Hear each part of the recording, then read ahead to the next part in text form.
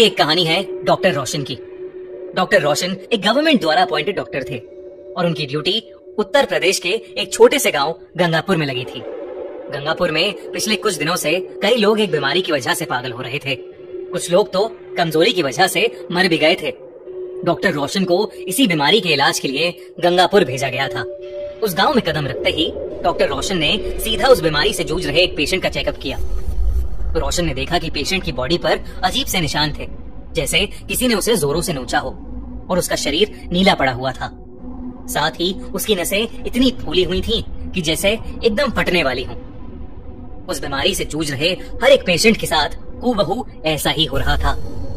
रोशन को कुछ समझ नहीं आ रहा था, क्योंकि ऐसी बीमारी उसने पहली बार देखी थी। गंगापुर के मुखिया से जब रोशन मिला तो मुखिया ने उसे बताया कि लोगों को कोई बीमारी नहीं हुई है, बल्कि ये एक देवी का श्राप है जो उन्हें लग गया है। उन्होंने कहा कि ये सब कंस्ट्रक्शन वर्कर हैं, जिन्हें देवी के मंदिर की मरम्मत का काम मिला था। मरम्मत करते वक्त मंदिर बंद कर दिया गया था और किसी को भी मंदिर में जाने की अनुमति नहीं थी, यहाँ तक कि मंदिर के पुजारी को भी नहीं। और यहाँ की मान्यता है कि देवी को खुश रखने के लिए अपने खून का बलिदान देना होता है और उसे चढ़ाना होता है। और जब मंदिर बंद था तो किसी ने भी देवी को खून नहीं चढ़ाया। इसी वजह से देवी क्रोधित हो गई और अब उसके क्रोध का प्रकोप सब पर भारी पड़ रहा है। मुखिया ने कहा कि देवी को जल्द ही किसी की बलि देनी होगी, वरना तब तक वो खुद गंगापुर के लोगों की बलि चढ़ाती रहेगी। मुखिया ने रोशन को फौरन गांव छोड़ने की सलाह दी, पर रोशन एक बहुत ही एजुकेटेड और प्रोग्रेसिव आदमी था। इन सब में बिल्कुल यकीन नहीं करता था। उसे लगा था कि ये सब सदियों से चलती आ रही झूठी बातें हैं। लेकिन जब रोशन को गंगापुर के इतिहास के बारे में और चीजें पता लगीं, तो उसके रोंगटे खड़े हो गए। एक रोज वो गंगापुर के मंदिर के पास से गुजर रहा था कि तभी उसे एक अजीब सी बूढ़ी औरत दिखी, जो एक पेड़ के नीचे बैठी रोशन को घूरे जा रही थी। रोशन जैसे ही उसके पास से गुजरा, वो उसके ठीक सामने आ गई। उसके चेहरे पर उसके बाल बिखरे हुए थे। ऐसा लग रहा था जैसे वो कई महीनों से नहा ही न हो। अचानक वो किसी पागल की तरह कुछ बड़बड़ाने लगी। रुक्मणी, मंदिर मत जाओ, वापस आ जाओ। रुक्मणी, रुक्मणी, मंदिर मत जाओ। और यही बड़बड़ाते हुए वो बूढ़ी औरत जमीन पर गिर गई और उसे दौरे पड़ने लगे। रोशन उस पागल बूढ़ी औरत की इस हरकत से घबरा उठा। वहाँ एक और आदमी भी घूम रहा था, जिसने उस पागल औरत को वहाँ से भगा दिया। और फिर उस आदमी ने रोशन को रुक्मणी के बारे में बताया। उसने कहा कि करीब 2 साल पहले उसी पागल औरत की 16 साल की बेटी घूमते घूमते उस देवी के मंदिर में चली गई, और जब से वो वापस आई तब से ऐसा लगने लगा कि किसी ने उसके ऊपर काला जादू कर दिया हो। वो अजीब तरीके से बात करने लगी।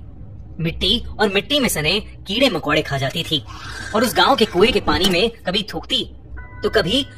लोगों को लगने लगा कि जब वो मंदिर में गई होगी तो उसने ना चाहते हुए भी देवी को नाराज कर दिया होगा, जिसकी वजह से देवी ने क्रोध में आकर रुक्मणी को एक श्राप दे दिया।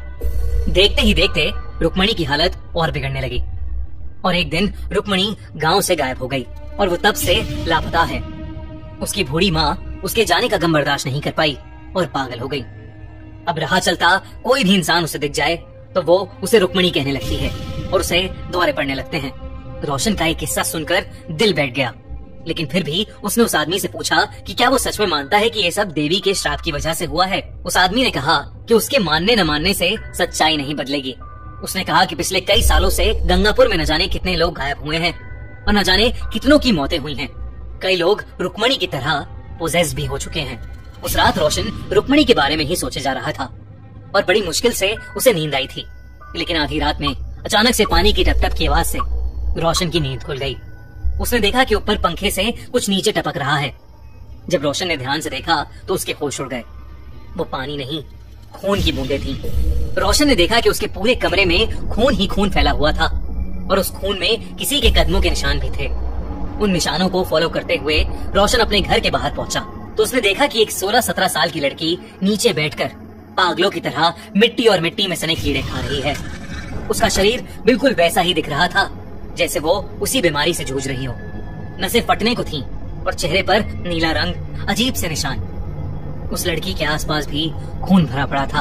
वो लड़की एकदम से उठ खड़ी हुई और फिर बहुत ही अजीब तरीके से चलते हुए रोशन की तरफ आने लगी। और फिर अचानक ही उसने रोशन का गला पकड़ लिया और उसे हवा में उठा लिया। इससे पहले कि रोशन कुछ कर पाता, उस लड़की की आंखें सफेद हो गईं और उसे अजीब से दौरे पड़ने लगे। उसने रोशन का गला छोड़ दिया और रोशन नीचे गिर पड़ा। रोशन के गिरते ही वो लड़की भी बेहोश हो गई। जब रोशन ने उसे चेक किया तो उस लड़की की सांसें नहीं चल रही थी। रोशन उसे तुरंत हॉस्पिटल लेकर गया, लेकिन वहाँ जो उसे पता चला उससे उसके रोंगटे खड़े हो गए। जब उस लड़की के टेस्ट हुए तो पता चला कि वो उस रात नहीं बल्कि कई दिनों पहले ही मर चुकी थी, और वो कोई और नहीं बल्कि उस गांव में रहने वाली उस पागल औरत की बेटी रुक्मणी ही थी। उस रात रोशन का दिल दहल गया था, लेकिन जब वो वापस अपने घर आया तो उसके घर के अंदर ना तो कोई पैरों के निशान थे और ना ही कमरे में खून की एक भी बूंद। रोशन को कुछ समझ नहीं आ रहा था कि उस रात उसके साथ क्या हो रहा है। रोशन बस सुबह का इंतजार करने लगा और अगले ही दिन रोशन गंगापुर हमेशा हमेशा के लिए छोड़कर चला गया।